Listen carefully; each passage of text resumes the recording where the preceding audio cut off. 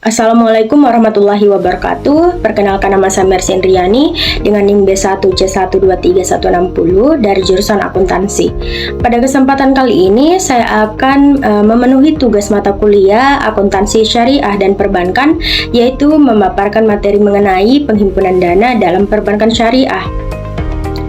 Langsung saja, penghimpunan dana dalam perbankan syariah ini merupakan kegiatan bank untuk mengumpulkan dana dari masyarakat dengan menggunakan prinsip-prinsip syariah Islam, yaitu bebas dari riba, gharar, dan maisir. Nah, dana yang dihimpun ini kemudian akan disalurkan kembali kepada masyarakat dalam bentuk pembiayaan atau investasi yang halal. Nah, penghimpunan dana dalam perbankan syariah dilakukan melalui beberapa produk. Yang pertama ada giro syariah, yaitu simpanan yang dapat ditarik kapan saja menggunakan cek atau bilet giro. Nah, dalam praktik syariah, giro ini biasanya menggunakan akad wadiyah yad damanah, yaitu titipan yang dijamin oleh bank. Yang kedua ada tabungan syariah, merupakan simpanan yang penarikannya ini dilakukan sesuai syarat tertentu, di mana tabungan ini dapat menggunakan dua akad, yaitu akad wadiyah dan akad mudharabah. Yang ketiga ada deposito syariah, yaitu simpanan berjangka yang hanya bisa ditarik pada waktu tertentu, misalnya 1 bulan, 3 bulan, 6 bulan, atau 12 bulan. Nah, produk ini menggunakan akad mudharabah, sehingga nasabah akan mendapatkan keuntungan berupa bagi hasil, bukan bunga tetap. Selanjutnya ada tujuan penghimpunan dana. Yang pertama, menyediakan sumber dana bagi bank untuk pembiayaan. Yang kedua, mengelola dana masyarakat secara halal dan produktif. Yang ketiga, memberikan alternatif sistem keuangan yang sesuai syariah. Yang keempat, mendorong keadilan ekonomi dan distribusi pendapatan. Kemudian kita beralih pada perbedaan penghimpunan dana dengan akad wadiyah dan akad mudharabah, di mana akad wadiyah ini merupakan perjanjian penitipan dana di mana nasabah sebagai muwadi, yaitu penitip, yang menitipkan uang ke bank sebagai wadi, yaitu penjaga. Nah, dengan tujuan menjaga keamanan tanpa kewajiban imbal hasil tetap. Nah, bank ini bertanggung jawab penuh atas keutuhan dana. Bank boleh memanfaatkannya, tapi hanya memberikan hibah atau bonus sukarela jika ada keuntungan, dan nasabah juga bisa menarik kapan saja. Contohnya, seorang mahasiswa menyimpan uang sebesar 2 juta di tabungan syariah dengan akad wadiyah. Tujuannya hanya untuk keamanan dan kemudahan transaksi sehari-hari. Nah, bank boleh menggunakan uang tersebut, tetapi wajib mengembalikannya kapan saja saat nasabah ingin menarik dana. Kemudian nasabah tidak mendapatkan keuntungan yang dijanjikan, namun bank bisa saja memberikan bonus secara sukarela, misalnya Rp10.000 tanpa ada perjanjian di awal. Kemudian akad mudharabah atau bagi hasil, yaitu kerjasama usaha di mana nasabah sebagai sahibul mal, yaitu pemilik modal, yang memberikan dana penuh ke bank sebagai pengelola atau mudharib. Nah, dengan pembagian keuntungan sesuai kesepakatan di awal, tapi kerugian ini ditanggung oleh pemilik modal, kecuali ada kelalaian pada pengelola. Nah, ini bersifat investasi dengan jangka waktu tertentu dan dana tidak boleh ditarik sembarangan. Contohnya nih, seorang nasabah menyimpan deposito sebesar 10 juta di bank syariah selama 6 bulan dengan akad mudharabah. Kemudian bank mengelola dana tersebut untuk pembiayaan usaha. Selanjutnya disepakati nisbahnya itu 60% untuk nasabah dan 40% untuk bank. Misalnya, jika dari pengelolaan dana tersebut diperoleh keuntungan sebesar 1 juta, maka nasabah mendapatkan 600.000 dan bank mendapatkan Rp400.000. Selanjutnya kita dapat melihat kesimpulan perbedaan antara akad wadiyah dan akad mudharabah, di mana akad-akad ini memiliki perbedaan mendasar yang dapat kita lihat dari sifat, imbal hasil, risiko, fleksibilitas, dan peran nasabah.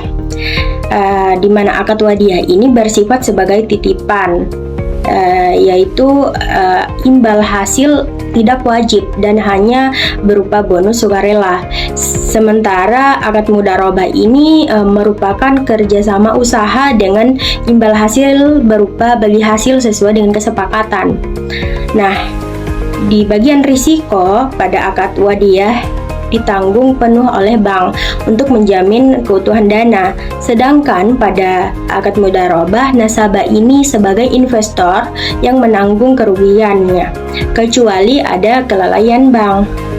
Selanjutnya ada fleksibilitas. Pada akad wadiyah ini memungkinkan penarikan dana kapan saja, berbeda dengan akad mudharabah yang terikat dengan jangka waktu untuk tujuan investasi. Nah, dengan nasabah berperan sebagai muwadi, yaitu penitip pada wadiyah, dan sahibul mal, yaitu pemilik modal pada akad mudharabah. Kemudian kita beralih pada perbedaan jenis akad untuk menyalurkan dana dalam perbankan syariah. Yang pertama ada akad jual beli.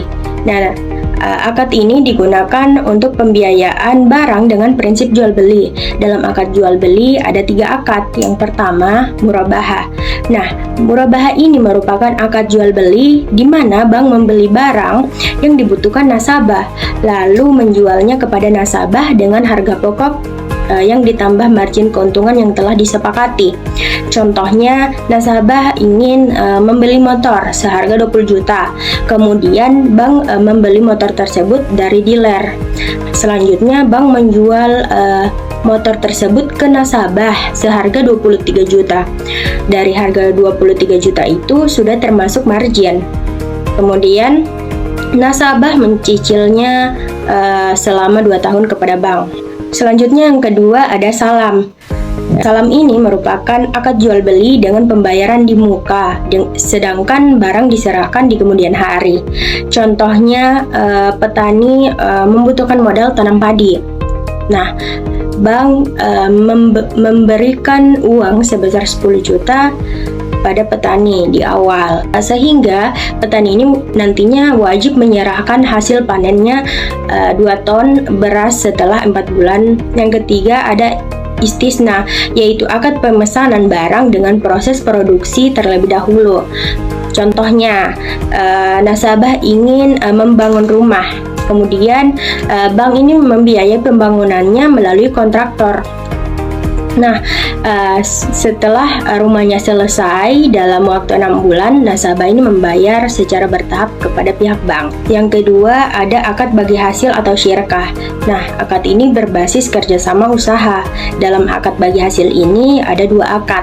Yang pertama mudharabah, yaitu bank memberikan modal kepada nasabah untuk usaha dan keuntungannya dibagi sesuai nisbah.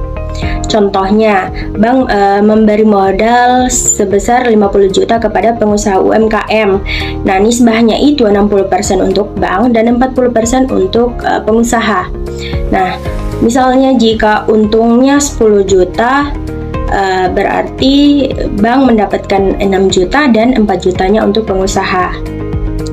Yang kedua ada musyarakah, di mana bank dan nasabah sama-sama menyertakan modal dalam usahanya.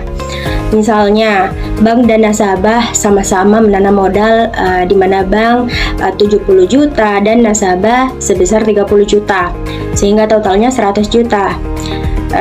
Sehingga jika untungnya 20 juta, maka dibagi sesuai dengan kesepakatan. Yang ketiga ada akad sewa, di mana ini merupakan akad pemindahan hak guna atas suatu barang atau jasa dengan pembiayaan sewa.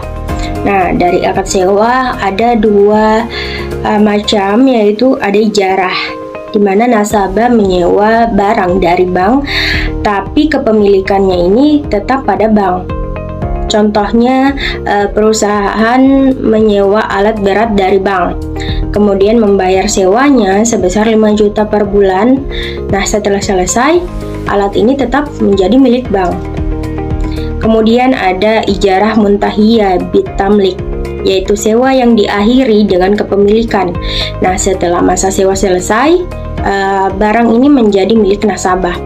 Contohnya, nasabah menyewa mobil dari bank selama 3 tahun. Bayarnya itu cicilan seperti sewa. Setelah selesai, maka mobil ini menjadi milik nasabah. Yang keempat, ada akad pelengkap. Di dalam akad pelengkap ini ada 4 macam akad. Yang pertama ada qard, yaitu pinjaman. Nah, akad ini merupakan pinjaman tanpa imbalan bunga. Nasabah wajib kembalikan pokok dana saja pada waktu tertentu. Contohnya, bank syariah ini memberi pinjaman sebesar 10 juta ke karyawan darurat. Nah, dikembalikannya juga sebesar 10 juta pada bulan depan tanpa adanya bunga. Yang kedua ada wakalah atau perwakilan, yaitu pemberian kuasa kepada pihak lain untuk bertindak atas nama pemberi kuasa.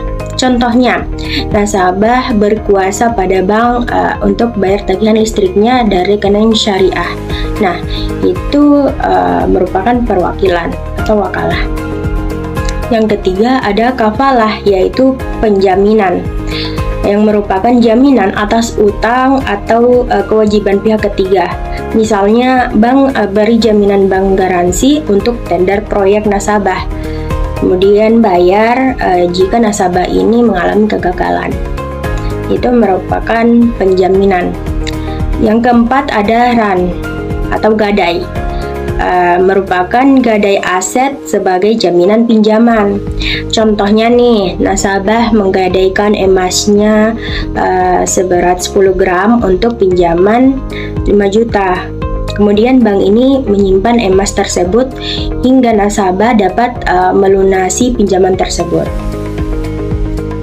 Langsung saja kita beralih pada kesimpulan. Penghimpunan dana dalam perbankan syariah merupakan kegiatan penting untuk mengumpulkan dana masyarakat melalui prinsip yang halal, terutama menggunakan akad wadiyah dan akad mudharabah. Nah, akad wadiyah ini bersifat titipan tanpa imbalan tetap, sedangkan akad mudharabah bersifat investasi dengan sistem bagi hasil.